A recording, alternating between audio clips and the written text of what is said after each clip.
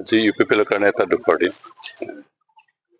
কিয়নো কালি পৰহি সন্ধিয়া হাৰিগাঁও জিলা কমিটি UPPLৰ সভাপতি ৰাজেন বড়ো আকস্মিকভাৱে মৃত্যুমুখত পৰিব লগা হৈছে।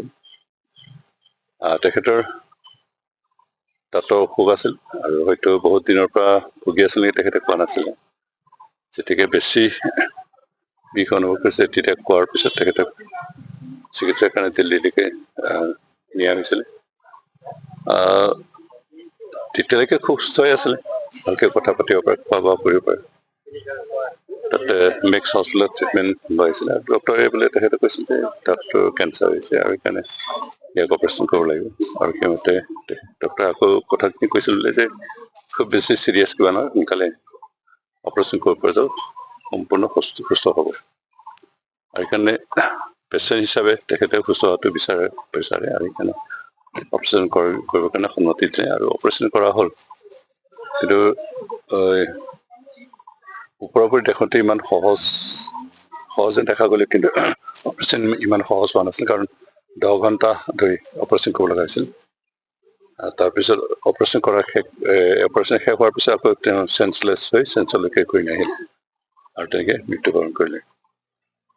এতিয়া আমাৰ UPPLৰ এজন খুব সুদক্ষ আৰু সক্ৰিয় কৰ্মী আছিল।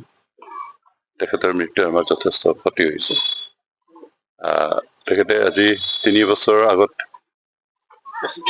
বেৰগাঁও জিলা কমিটিৰ সাধাৰণ সম্পাদক হিচাপে কাম কৰিছিল। মাজতে প্ৰায় 3 বছৰ তেখেতে দায়িত্ব লোৱা নাছিল, কিন্তু কাম কৰি আছিল।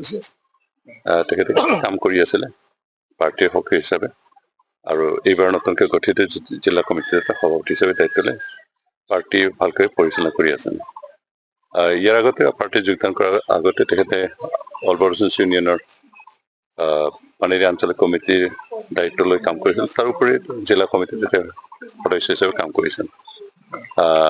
ছাত্ৰ অৱস্থাৰ পৰাই তেখেতে বড়ো জনগোষ্ঠীৰ যিখিনি সমস্যা তাৰ লগত জড়িত কাম কৰি আছিল আৰু এজন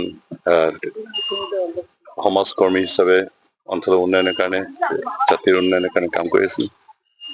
তেখেতৰ নিচিনা এজন সক্ৰিয় কৰ্মী আমাৰ পৰা নাইকিয়া হোৱাত আমাৰ যথেষ্ট ক্ষতি হৈছে। আমি তেখেতক স্মৰণ কৰিম, তেখেতৰ প্ৰতি আমি সন্মান পাম, আৰু তেখেতে যোৱা সময়খিনি যিখিনি কাম কৰিলে সেয়ে আমাক অহা দিনবিলাকত পাৰ্টীৰ জাতিৰ সেৱাৰ কাৰণে কাম কৰিলে আমাক অনুপ্ৰেৰণা যোগাই থাকিব। তেখেত অবিবাহিত আছিল, ককায়েক আৰু তেখেতৰ তেখেতসকলক নিশ্চয় ৰাজেন বড়ো ডাঙৰীয়াৰ মৃত্যুত যথেষ্ট দুখ লগা হৈছে। আমি তেখেতৰ পৰিয়াললৈকে সমবেদনা জনাইছো আৰু অহা দিনলৈকে আমি যিকোনো খবৰৰ বাবে যোগাযোগ কৰক 7099017330 লগতে 7099017110 নম্বৰত।